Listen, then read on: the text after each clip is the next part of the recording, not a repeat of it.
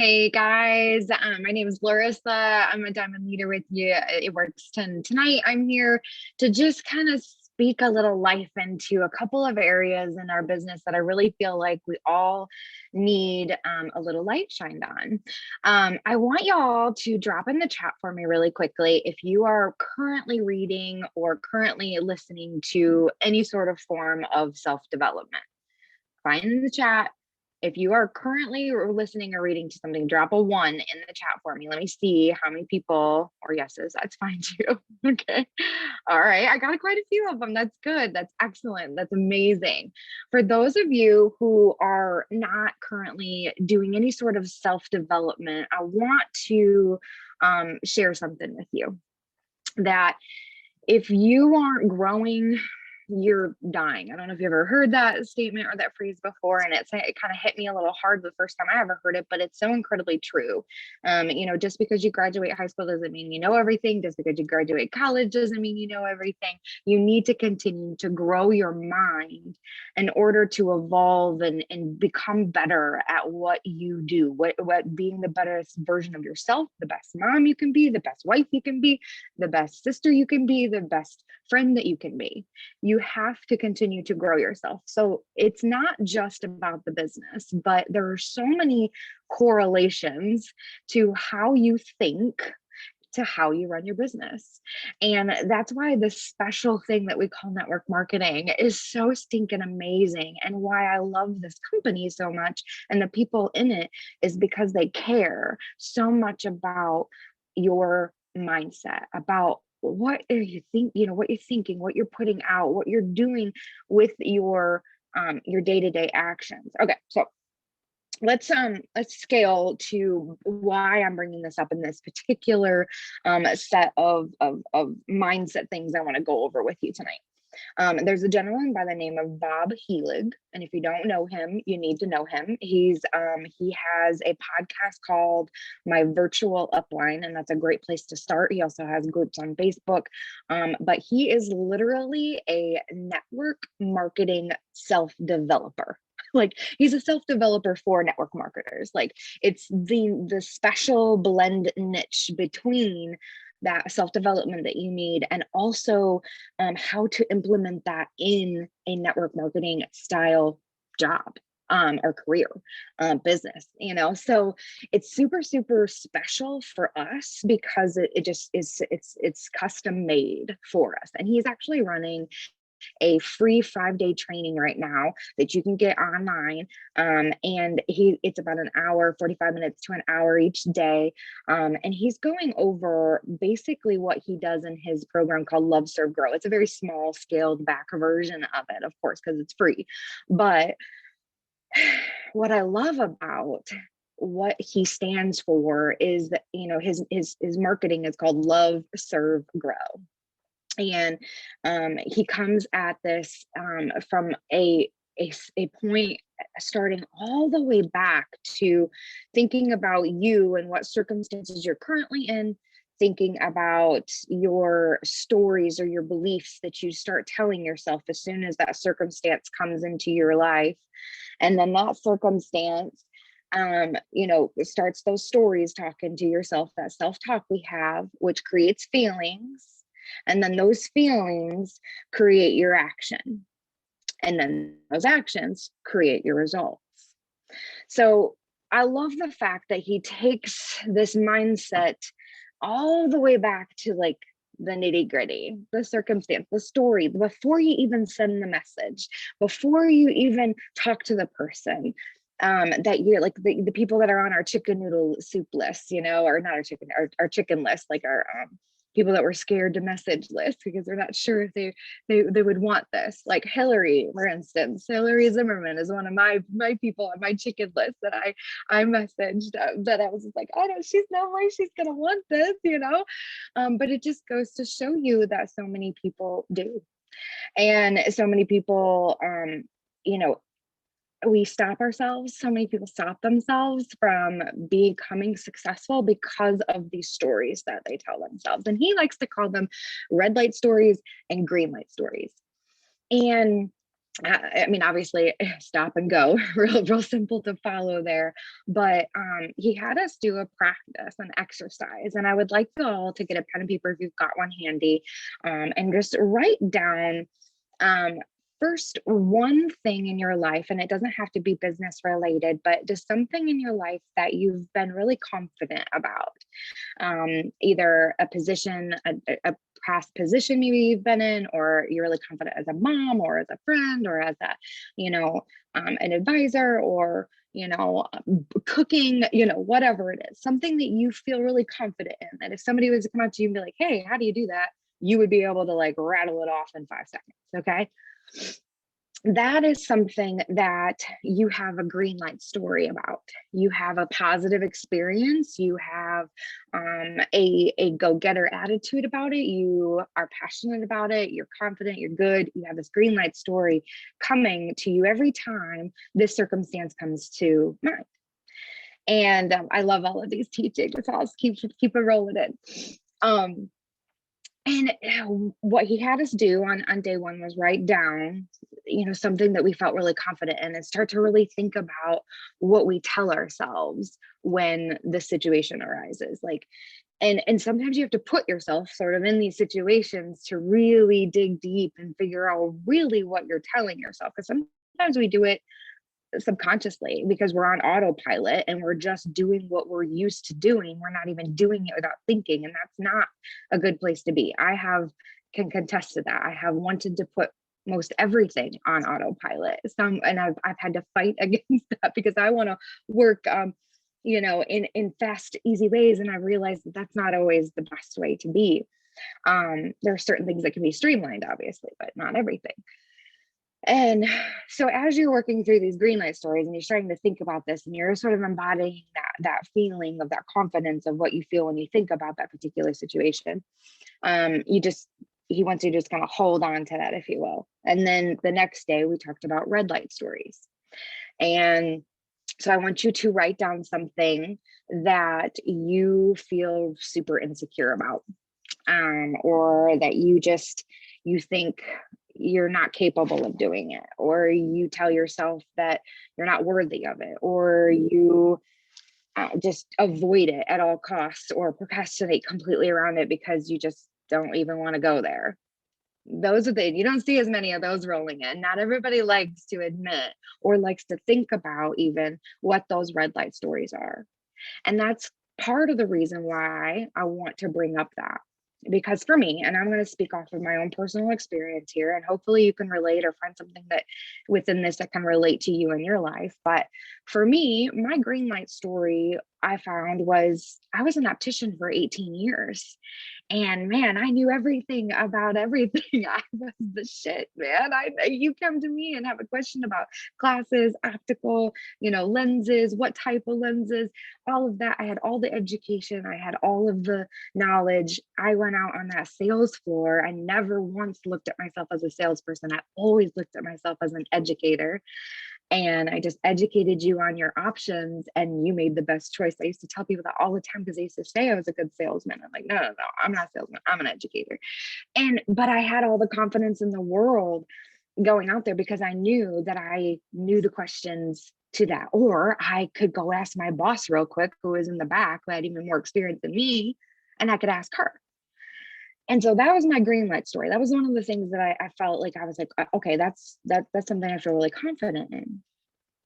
And then when he was asking about the red light story, I thought to myself, sometimes, and it's not always, this I think is a more seasonal sort of thing, but I have caught myself over the last couple of weeks having kind of a prejudged mentality going into a sale of negative, like whether it was because of the person that I was talking to, or the type of conversation I was already having, or I'd already followed up with them 700 times and they've never bought anything, or like whatever that is, or they're just not going to want this, or they're going to think I'm crazy, or like there's certain things that we tell ourselves before we even send the message, before we even talk to people, that you may or may not recognize. But if you spend time really thinking about it, and now that you're aware of it, I hope that you start to catch them, because those are the things that are stopping you from being putting in the action that's going to create the great results you want, because you're feeling like crap. Because your thoughts are crappy, your feelings are crappy, your actions crappy, and your results are crappy. Like, that's just how it works. There's very few people that are going to make a lot of money that and keep it if they don't develop their mind and their relationship with their business, relationship with their money, their relationship with themselves. It's just proven. How many lotto owner or lotto winners lose all of their money and are broken in bankruptcy the next friggin' year? It happens so often. And it's because they got money out of, the whim. They weren't mentally prepared for that money. And so they blew it. And I want to stress how important, if you are a hard worker and you've got the work ethic and you're showing up every day and you're doing all the things and you're just white knuckling it and you're bearing and grinning it through it all and just hoping that your hard work will someday pay off, and you know it will. I'm telling you that is it's what they call a scarcity mindset. It's also a very closed mindset. And honestly, hard work does definitely move you forward, but it's not going to be an enjoyable process, nor is it going to be something that you probably will be able to keep once you get, or even will be fulfilled once you get there, if you're not enjoying that process of getting there. So that's where these green light stories and red light stories are coming in. And then today he's talking about kind of marrying a green light story over rewriting your red light story as your green light story. And I can already see where he's going. We're only in day 3 of this 5-day challenge. And I want you guys to do it. Believe me, there's a lot more information that he's giving than what I'm giving you now. And I'm not trying to train you and everything he's training you, because believe me, you need to hear this from him. You will have so many aha moments. You will have so much goodness just shared and revelation, if you will. But I want to give you a little taste so that hopefully it interests you and intrigues you enough to do this, because if you do it, I know that it will transform your mindset about self-development and why it is so important. Okay. The one of the things that he brought to full circle for me today, and it's something that we've been, Emily and I personally have known Bob Helig for a while. We've been following his podcast, and we've done one of his other challenges before, and I tell you, he, this love, serve, grow culture he's developed, if you will, is all about making sure that you're not selling, that you are being a problem solver. And if you can look at your business like you have the most amazing products to help change somebody's life, that, and you want to recommend them, this opportunity is whatever anybody makes it, and it completely can change your life if you want it to. And that you are a problem solver, whether that is helping someone become financially free or lose weight or clear up their acne, or just simply help them be more energized and feel better. You have something that someone needs, but you don't have to sell it to them. You know what I mean? Like, one of the things, if you're in my chat, one of the things I was talking about earlier today was actually about the process of posting and how it can be an act of service to your network. It should be. And when you talk about, that's the way it should be. You should be educating and letting your network know all of the amazing things that our products and our opportunity solve their problems for. Like, that's an interesting way to look at it, isn't it? Like, instead of saying who's ready to lose weight, simply switching that to this product has helped me de-bloat, and you could say something to the effect of helped my digestive system get back on track. You're sharing what it's doing for you. You're sharing the solution to the problem, not just that the product helps you lose weight. Like, that's trying to sell. You're trying to educate your network on all of the fun things that the products that we have the solutions that they can be for their problems. And I want to make sure that you see that first full circle in your posting, because and this is actually where I'm going to bleed in to hops. At least I think so. Hang on, there was one other thing. No, I went over that. Okay, so this is where I want to go. I want to kind of reiterate again a little bit about that HAPS video that I've shared with everybody. I hope all of you have had a chance to watch it. If you have not watched that video from Amy Spence about happing, or the video that I sent about the Jade Hooper kind of training with things, I want you guys to watch those because it's just amazing. But the reason why doing the host to post the way she's explaining it, and this is so intertwined and then mind-blowing to me, is if you are running your newsfeed like a service to others and you're posting consistently about your life and about these products and how these products have helped your life, how this opportunity has helped your life, and you are adding new friends to your network consistently the way this host to post cycle does, you're going to have new eyes on your page all the time, and no one is going to represent these products better than you.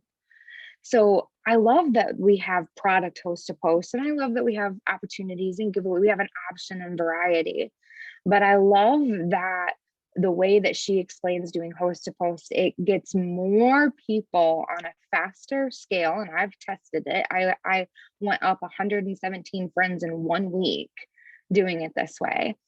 I haven't checked it again since, because I've just been happing like mad. But the cool thing is all those new people are coming to your page, and they're seeing you, and they're seeing your posting, and they're seeing your know, and trust factor being shouted out from the rooftops on your page, not someone else's that they don't know. So they're coming to you as a friend from a giveaway. They're starting to see all your stuff. They know that you take these products because they see it in your newsfeed. They see it in your stories. They know that you're recommending them because they help lower your blood pressure, or they help,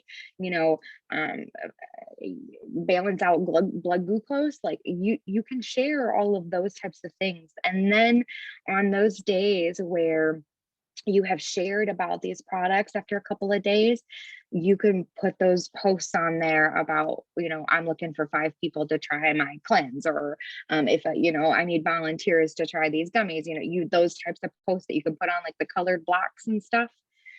You have those intermixed in, and I tell you, those are blowing up for me because I have cycled this through.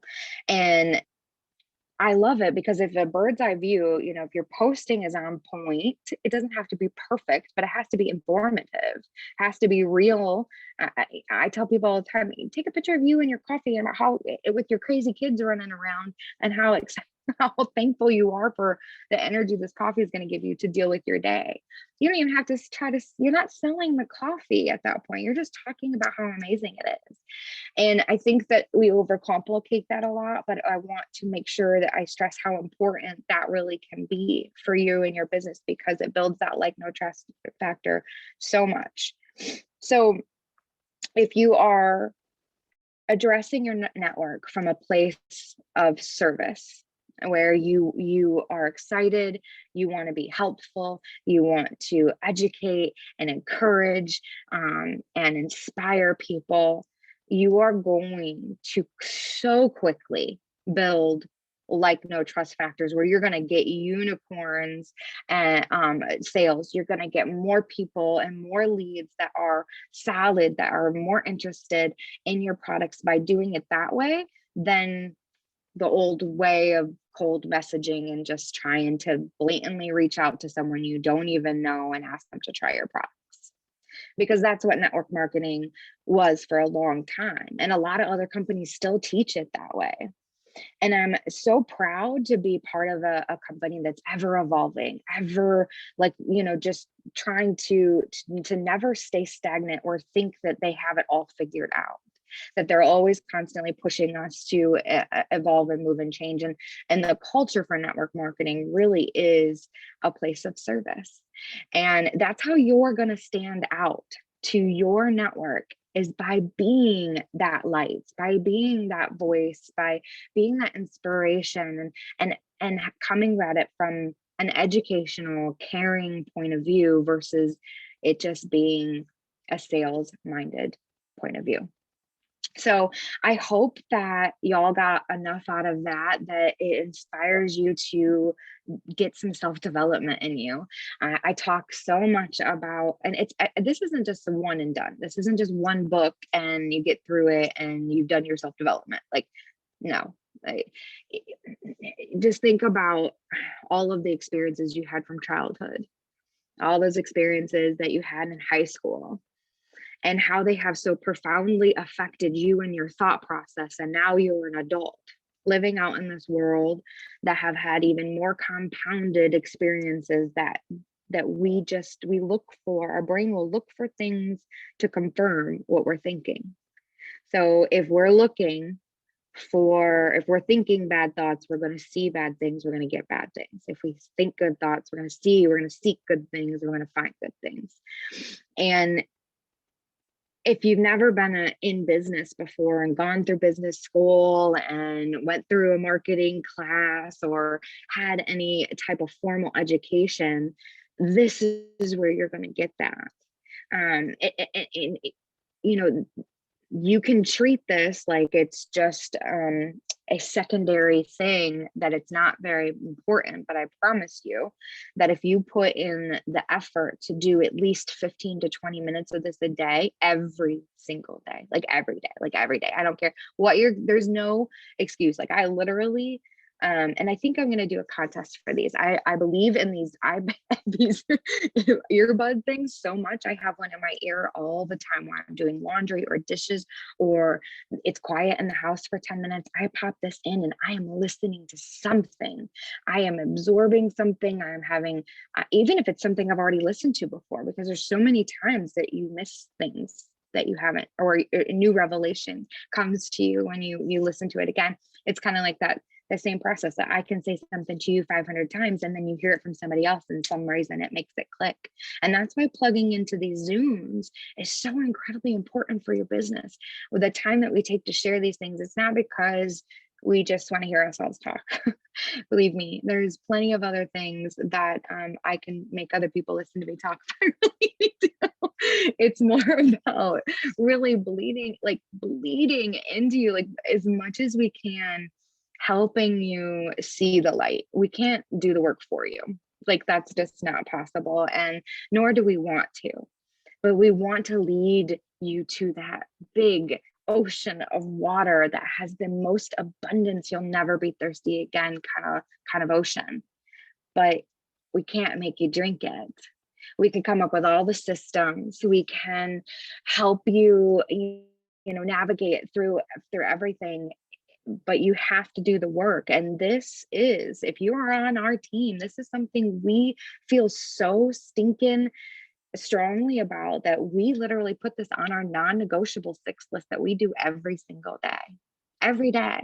And it has, and Emily and I have been doing this now over 2 years. We both of us in the very beginning were like, like, okay, like, what are we doing? This is some positive stuff. Cool.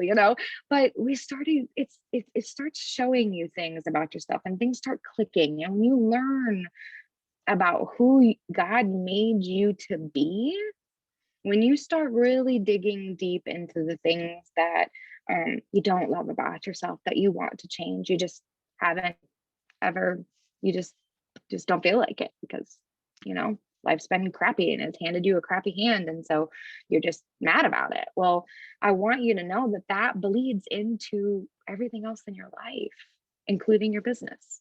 So that's why I want to make sure that we take the time today to really be cognizant about those stories that we're telling ourselves. What is it that you're saying to yourself that's stopping you from getting the results you really want? Because that's how, literally, that is how important that self-talk is.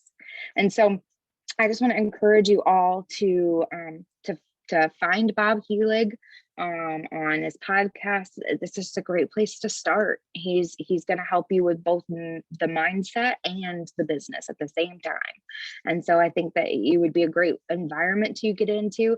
And if you want to have more recommendations, we'd be glad to give them to you. But my advice to you is to take either the color personality test or even an Enneagram test. If you haven't taken the Enneagram test yet, it's even more detailed about your personality. And it really breaks down like your unhealthy version of you, your okay version of you, and then the best version of you. And really helps you highlight what areas you could work on and that you are doing really great on, and how to make yourself a little bit more well-rounded and balanced person.